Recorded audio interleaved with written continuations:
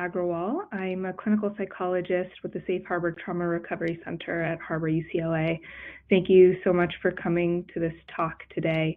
I know I'm a little bit of an outlier. There's all these amazing neuroscientists here and really distinguished researchers.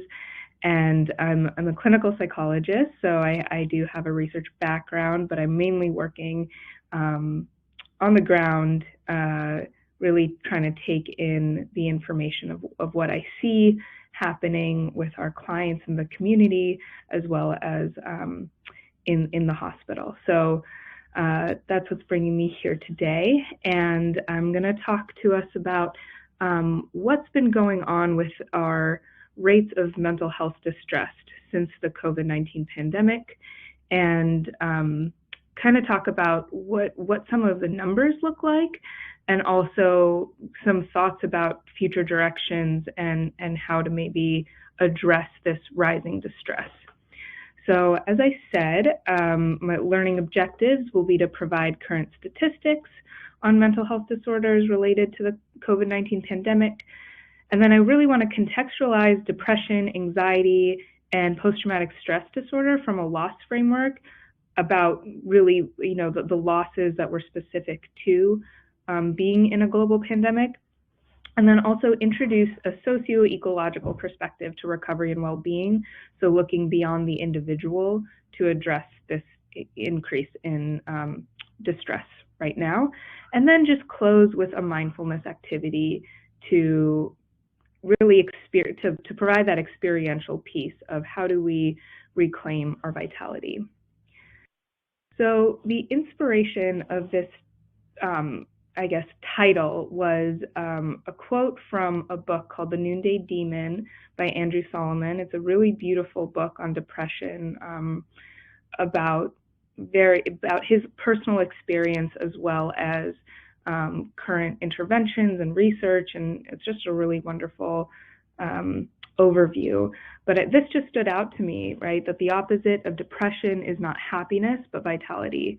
So I think at this point we know that happiness might not be the goal, but I think sometimes, we still have that craving. And really, how do we incorporate vitality as the benchmark? How do we re-energize our purpose? How do we feel this zest for life and want to approach it rather than retreat from it, which is usually what depression and trauma and anxiety contribute to the psyche, is the retreat from life, not the approach. And so that's the concept, I think, of when I'm thinking broadly, and for my clients, for myself, for my family, for my friends, is how do we re-energize ourselves about life? And given just the incredible loss that we've experienced in the last 2 years, I don't even have the current number of the deaths, but loss is so much more than death. There has been a questioning of meaning of life, and not even just with COVID, but everything else sociopolitically that's happening. We're questioning what is our purpose in life. And I think I want us to just sit in that framework of vitality as a antidote, not happiness or contentment, because that wouldn't be fair given everything that's going on. So I'll just start, I found this very interesting that, colloquially we're all talking about the rise in mental health distress and the rise in mental health disorders. And for sure, anecdotally, I work at a community hospital in the South Bay in Los Angeles County. And, it feels like we've been just flooded. I work specifically at a trauma recovery center, and people are consistently being referred. The other place I work is an intensive outpatient for young adults and adolescents, and we're also packed. So it really feels like when doing the work that the rates are really, really high. And so when I was looking up some of the stats, it was interesting to see that the stats in the early stages of the pandemic, so people collecting just like prevalence in 2020, were pretty high, right? So they did some studies, systematic reviews for prevalence of anxiety, depression, post-traumatic stress, psychological distress, and stress. And again, for anxiety, rates as high as 60%, depression 48%, post-PTSD 53%, psychological distress 38%, and of course stress about 81%. So self-report, the reviews were showing like, okay, there's a lot of distress here right now. And of course, risk factors were in this review, at least, were female, gender, younger age, of course, people with chronic or psychiatric illnesses, unemployment, student status, and frequent exposure to the news around COVID-19. So this was pretty consistent with what I was finding in these early stages. And what I was finding for the recent statistics, which is, I'm not going to call it the later stage, because honestly, are we out? Are we not? Those are still questions up in the air, but I'm going to call the current stage of our pandemic, that actually, looking at some of the reviews and data collected in 2021, longitudinal follow-up studies concluded that rates of depression and anxiety and PTSD and distress were lowered, and people that were studying resilience noticed just how strong resiliency factors were. And again, the risk factors do remain to be like child, adolescent, student mental health, and frontline healthcare workers are at greater risk of increased distress. But overall, this is what the data was showing for 2021. And even there was a stat about people with psychiatric diagnoses prior to COVID were at the same level. It's not that it was increased in some way. So I found that very interesting, because we're talking about it, and I think, yes, the youth mental health crisis is very real, and there is a general national or global mental health crisis, and how much that's related to COVID is interesting to think about, because actually it seems like some of these studies are pointing to how this pandemic has increased resilience in people. The only thing here, though, is that the limitations of these studies were that there wasn't a personalized approach. The self-report measures, of course, may not have accurately captured the level and quality of distress. And, you know, I think we're looking at a different type of distress right now, right? It's not straightforward depression. It's not straightforward anxiety. It's not straightforward PTSD. And I'll go into that in a second. And I think, you know, given where we are at currently, I don't know if it's fair to say that we're in the post-trauma, that we're in a post-traumatic or post-pandemic world right now. Ongoing research is necessary to understand whether symptoms or functioning or well-being increase, how it fluctuates, and then what does a remission look like. I think we're in a kind of a new and somewhat exciting, it's weird to say that word, but way to really, how are we conceptualizing people's diagnoses, people's well-being, and how are we conceptualizing suffering right now? So I really drew upon Markowitz's work on, he is a researcher and developer of interpersonal psychotherapy, IPT, for depression, anxiety, and PTSD, and he wrote something about how to use these therapies in the context of a global pandemic. And he has this great chart, I think, that really allows us to see these symptoms of anxiety, PTSD, and depression from a framework of loss and specific threats that were highlighted during the COVID-19 pandemic. So, you know, he talks about the loss of security, loss of income, loss of employment, loss of loved ones, loss of routine, loss of social support, right? These are all losses that, pandemic aside, would impact one's mental health and well-being. And in the next column, he writes that what the threats are specifically for these losses that would then result in some of these manifestations of anxiety, pain, PTSD, depression, and anxiety. So, for example, the loss of security, it's in this context is a potential lethal viral infection, and especially at these beginning stages, not knowing anything about the spread, who is at risk, what is a vaccine. You know, we're living in a world now where we've found solutions thanks to like the really incredible ingenuity of human beings. But at that, and still currently, we're looking at how is this going to develop? And then, of course, our security of the people that are keeping us safe and healthy are also so vulnerable, both physically and psychologically. And that idea of like our leaders, our healthcare leaders are vulnerable, and we might not have access to them. That, of course, leads to a fear of the illness and a fear of security and having our safety nets for our health. It's loss of income. I mean, the amount of folks that I saw that came in that were referred to us for some interpersonal violence, really were the distress was about what they're going to do during COVID, not having rent, not having food to feed their families, and then not having the options to go places, to the normal ways they would get food in the community. And so really fear of that loss of income, and again, like Maslow's hierarchy, that basic safety, and that anxiety about how you're going to get it, and then the depression of something must be wrong with me, I can't do this, or that helplessness that comes along with not being able to support yourself or your families. Loss of employment, damage to career and income.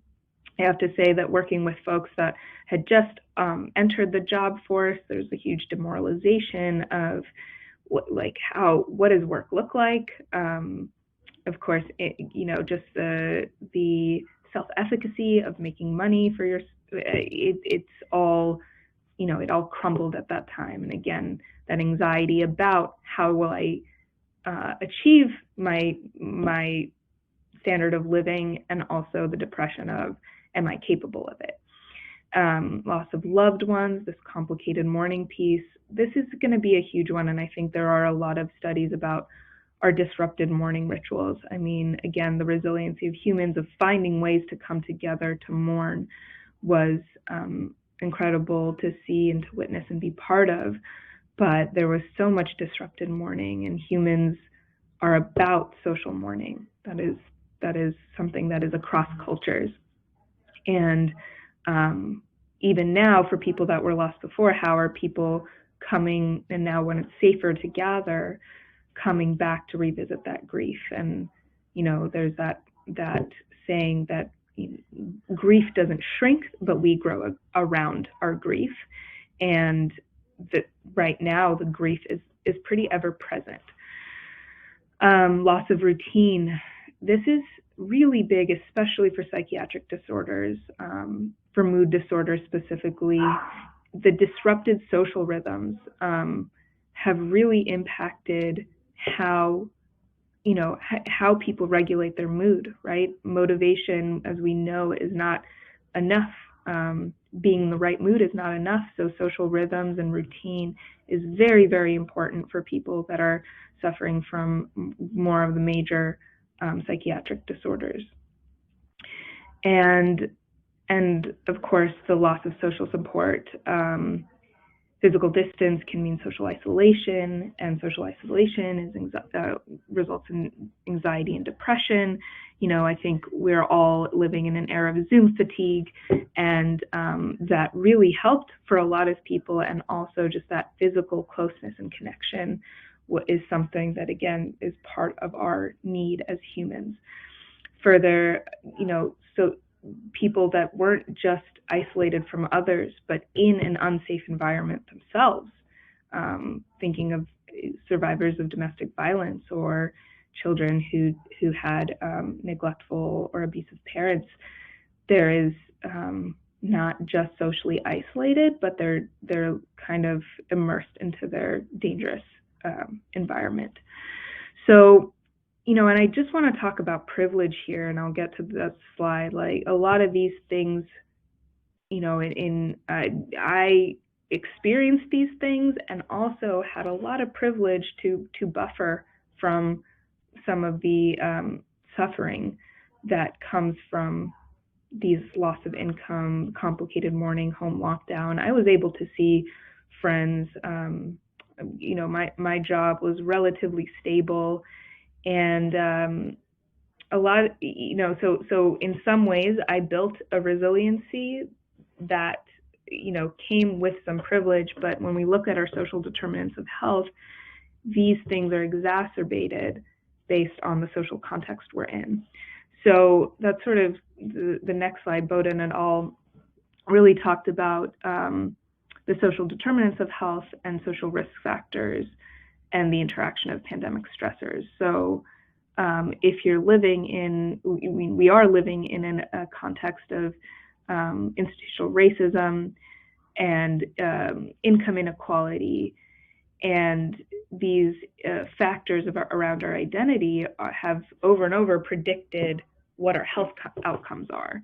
So that interacting with already vulnerable populations for mental health, with all those stressors I just discussed in the previous slide, it's going to have negative mental health outcomes that maybe aren't remitting as fast as some of those longitudinal studies might have shown. So that's just something to keep in mind, is how and who are we looking at when we're looking at the impact of negative mental health outcomes. So I'm going to do a transition because I think this is just a very key point to hold, and for researchers to think about how are we measuring mental health distress, in what population and in what context. Those things are very important to keep in mind. But I do want to talk about,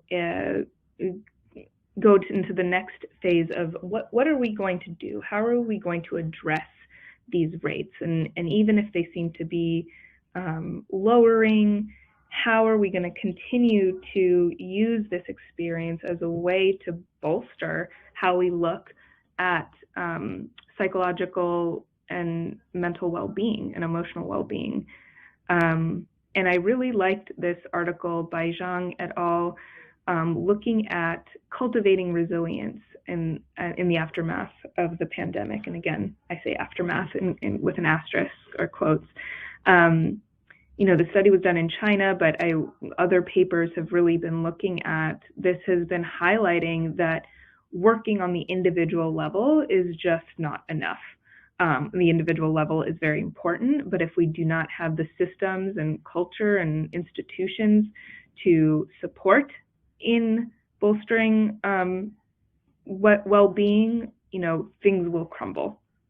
And our healthcare system and definitely our mental health care system noticed that in that first year.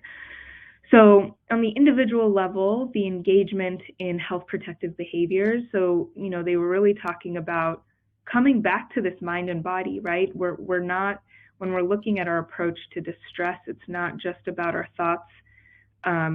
There is some real, we have to take care of our bodies. And they talked about health protective behaviors within the context of capability, opportunity, and motivation. So how do we allow for health protective behaviors? For example, places where there was hand sanitizer everywhere, regular PPE, and encouraging people to take care of their bodies, and how that mind-body connection is ever present, right? That we're not dual, they're not separated.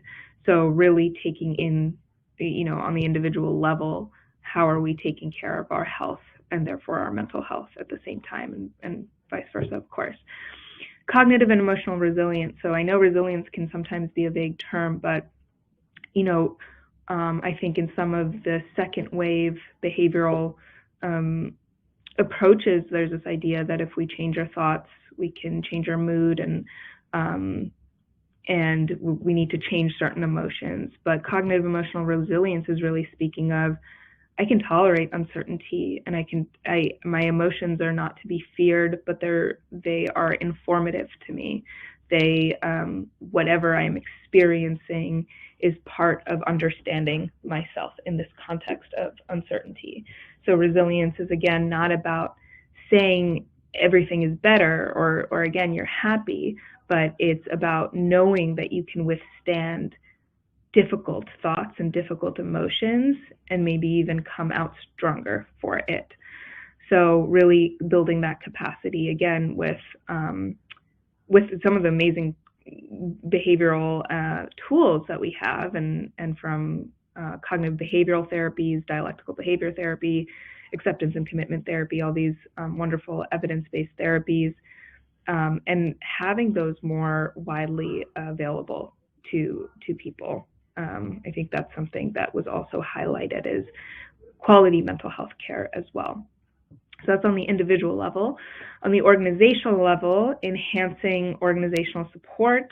So this was really talking about basic things like having the proper PPE, having leave time, having the structure in place for employees to be able to take mental health days, taking those initiatives to help maintain their emotional well-being. So I can see these in some of the larger tech companies, or really giving their employees opportunities. But again, how does that trickle down into our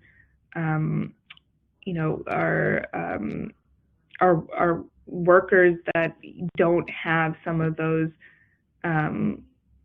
benefits in place?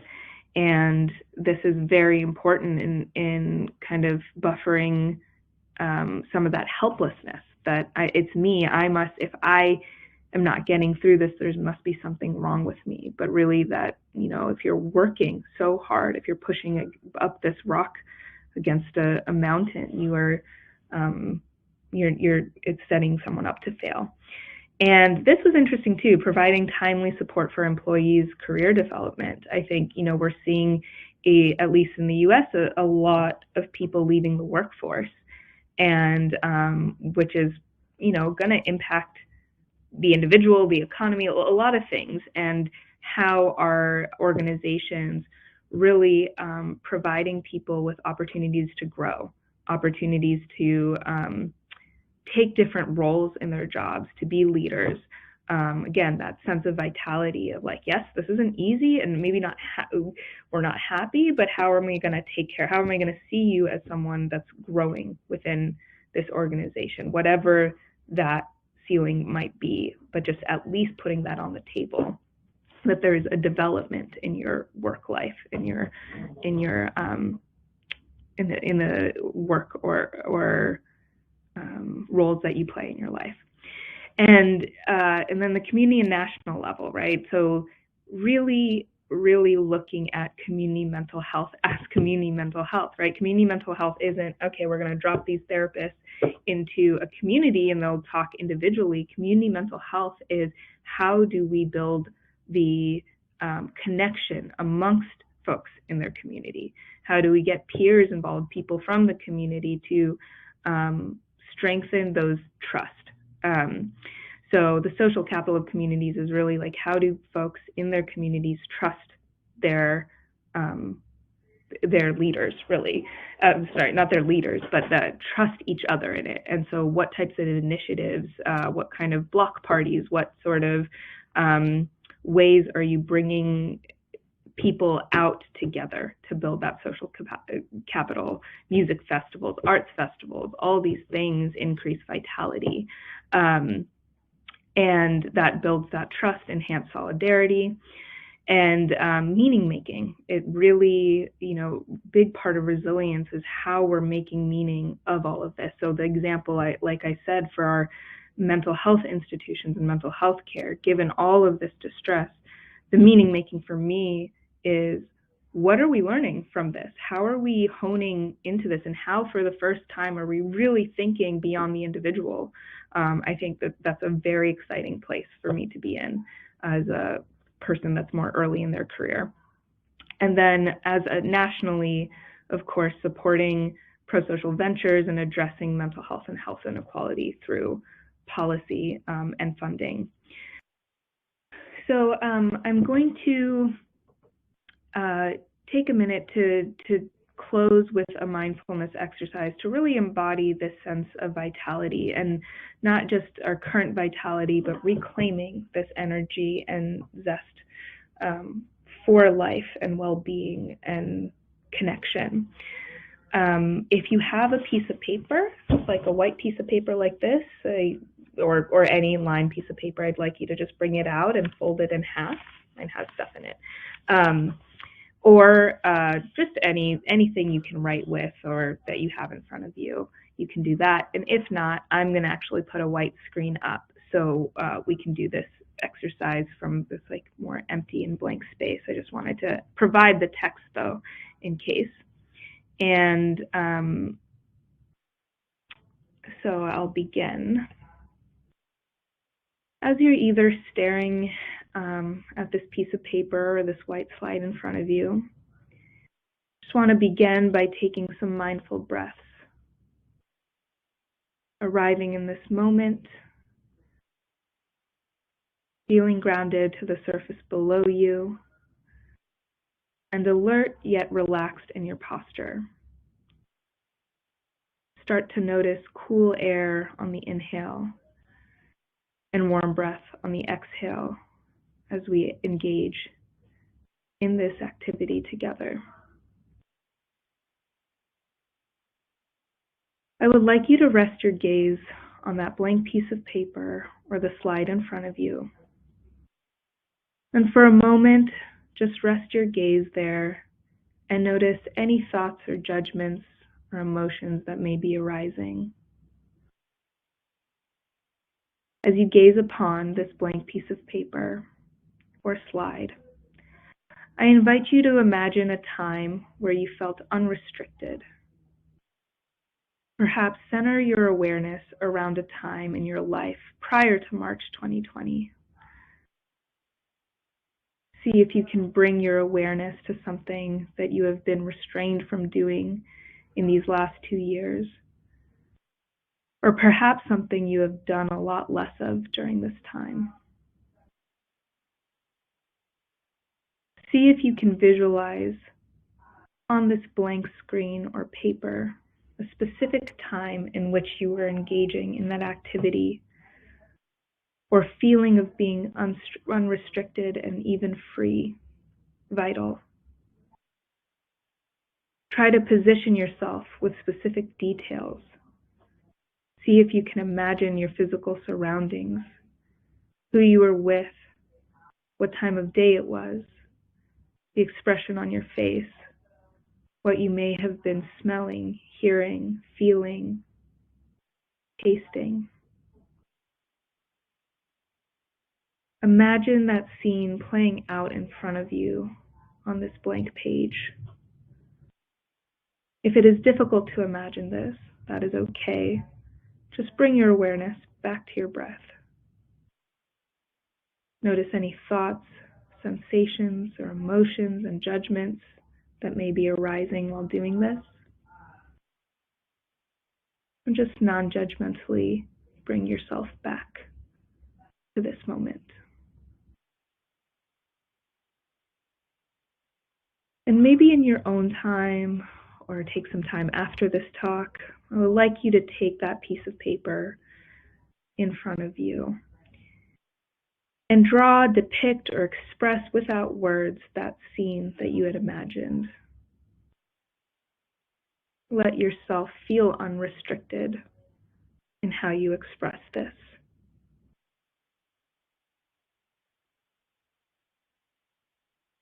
And then after doing this, I invite you to just think of one word that that scene represents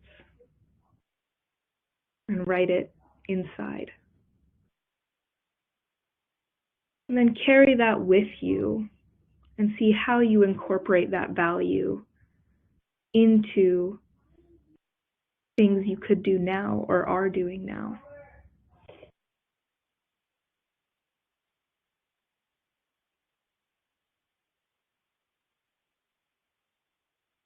And again, just notice what's coming up for you in this moment.